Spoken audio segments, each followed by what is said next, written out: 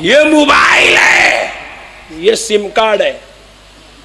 SIM card निकाले तो mobile, ये सिम कार्ड रुक गया तो भी मोबाइल। ये सिम कार्ड है और इसका नेटवर्क है। आंख बंद करके अलमदद या गौस, गौसे आजम मदद करते हैं। अलमदद या रसूल अल्लाह। आमिना का लाल कहता है, बोल मेरे गुलाम तुझे क्या मदद की जरूरत है। अलमदद या अली। फातिमतुज ज़हरा का शौहर कहता है, मेरे गुलाम क्यों आवाज दे रहा है। अल्लाह अल्लाह।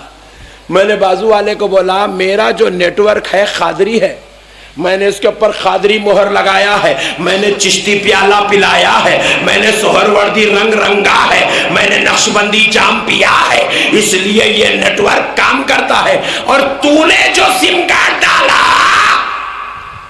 वो फ्लॉप कंपनी देवबंद का है।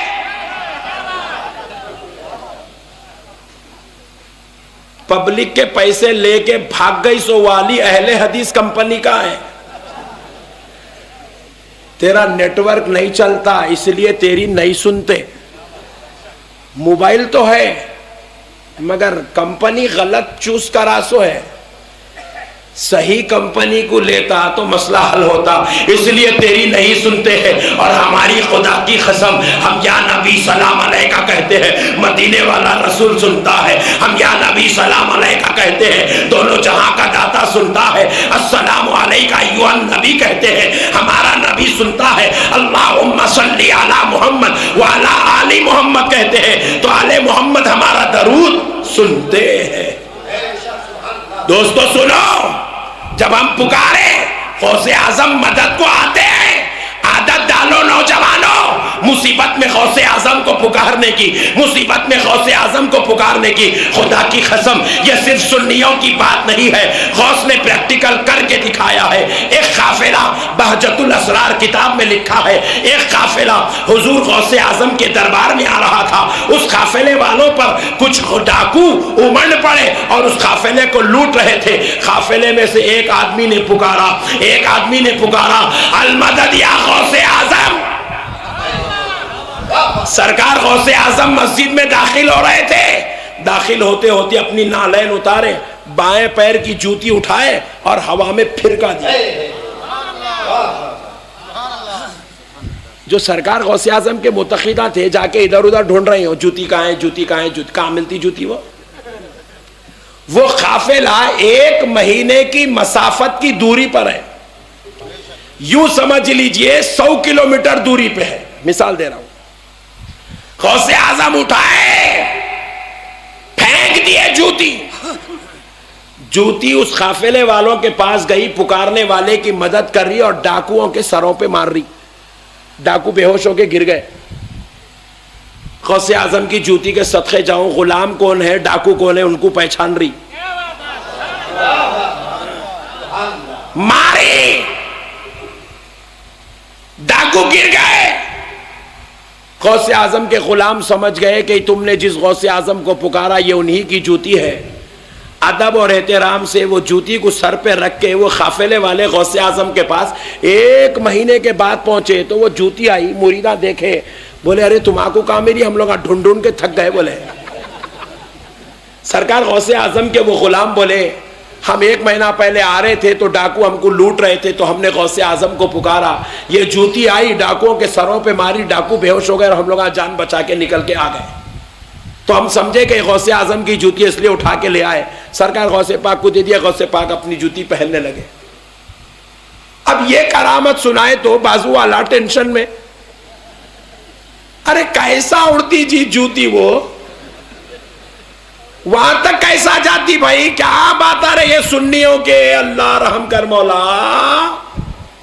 पकड़ पकड़ के लोगों को हौला बना रही, जमात में लेके चले जा रही, दाढ़ियां छोड़ा दे रही, नए नए कामा करा दे रही। ईमान से सोचो है मुसलमानों, खुदा को हाजिर और नाजिर जान के बोलो। खुदा ने आज दुनिया को जो तरक्की दी है, मैं तो कहता हूं कि इस तरक्की को मानना चाहिए, क्योंकि दुनिया की तरक्की को समझने से वलियों का मुकाम समझ में आता है। रायपुर का एक नौजवान, मिसाल दे रहा हूं, कौन करे मोल साहब पूछेंगे कि यहां के, रायपुर का एक नौजवान ऑस्ट्रेलिया में रहता है। रायपुर के अपने भाई को बोला, मियां जरा मेरे वो सर्टिफिकेट्स अंदर अलमारी में रखे हुए जरा निकाल के फैक्स कर दे। बोला फैक्स। इन्हें बोला भाईजान ये फैक्स क्या है? तो बोले वो घर का ना एसटीडी है, देखो वहां लेके जाके दियो, उन कर देते। बोले इन्हें सर्टिफिकेट निकाला, लेके जाके वो एसटीडी आईएसडी वालों को दुकान पे दिया। बोले साहब ये फैक्स करना कहते भाई। बोले नंबर कहाँ है? दियो। बोले ऑस्ट्रेलिया का फैक्स नंबर दे दिया।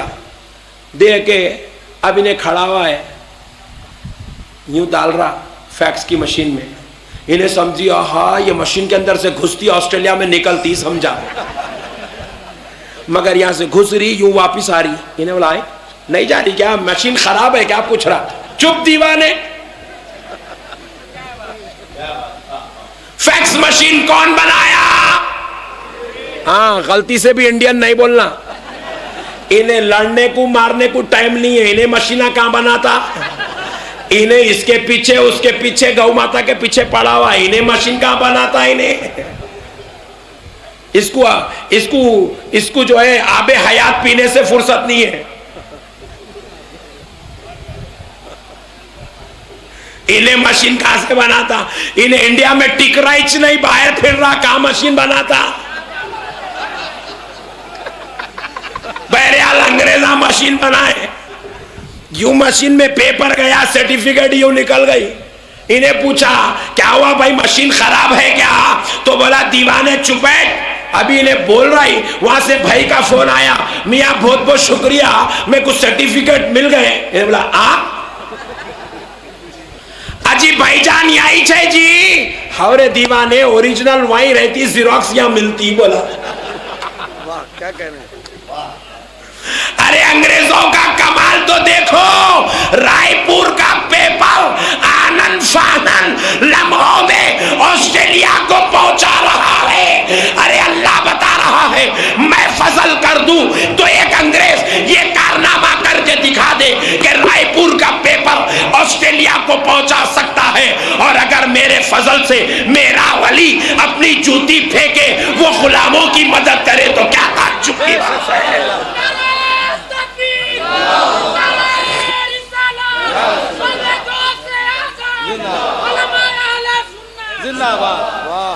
नौजवानों, वलियों के मकाम को समझो। वली किसी मामूली आदमी का नाम नहीं है। वली फजले खुदा का नाम है, वली इनाम खुदा का नाम है। सुनो सुनो दोस्तों, वली फजले खुदा का नाम है, वली इनाम खुदा का नाम है, वली खुदा की मोहब्बत का नाम है, वली अल्लाह की अता का नाम है, वली अल्लाह की रहमत का नाम है, वली अल्लाह के इंतखाब का नाम है, वली अल्लाह की रहमत का नाम है, वली मुस्तफा की नियाबत का नाम वली है। दोस्तों, जो एमएलए होता है, जो एमपी होता है, जो चीफ मिनिस्टर होता है, उसका इंतखाब तुम करते हो। एमएलए को तुमने चुना, एमपी को हमने चुना, चीफ मिनिस्टर को गैरों ने चुना।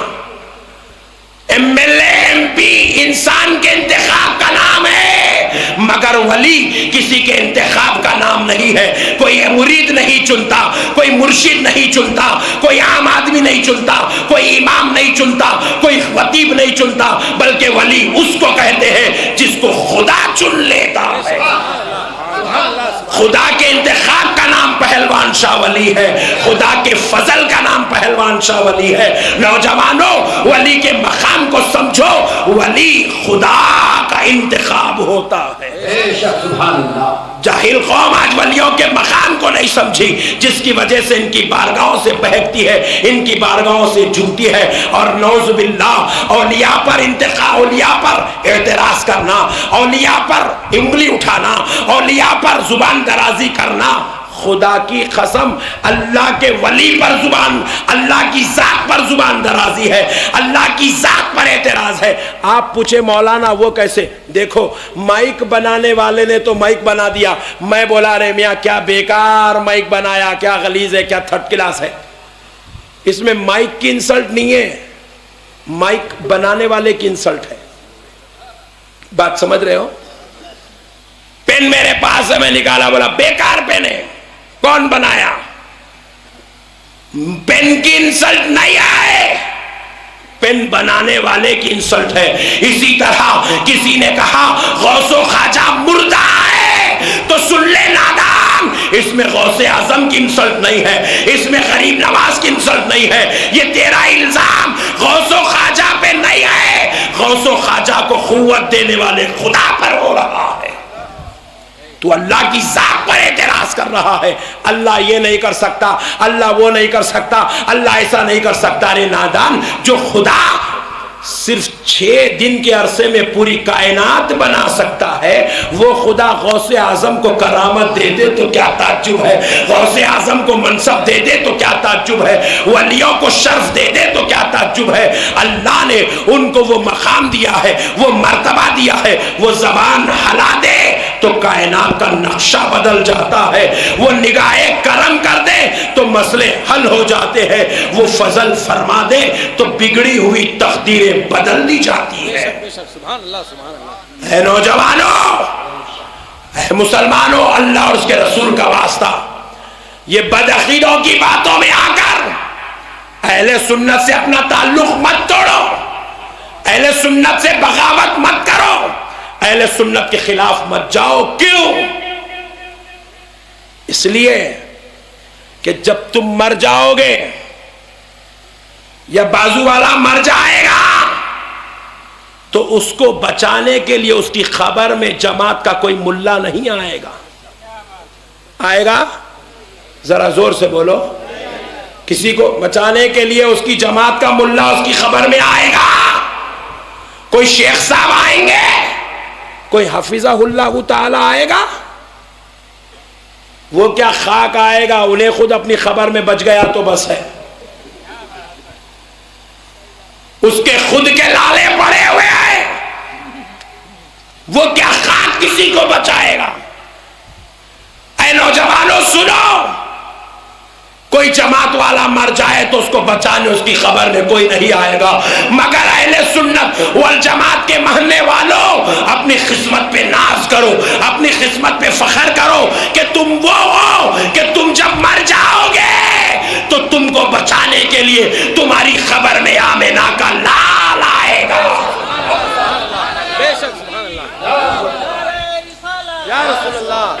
फातिमतुज़ ज़हरा का बाबा आएगा, इमाम हसन हुसैन का नाना आएगा, सारी कायनात का आका अपने गुलामों को बचाने के लिए आएगा।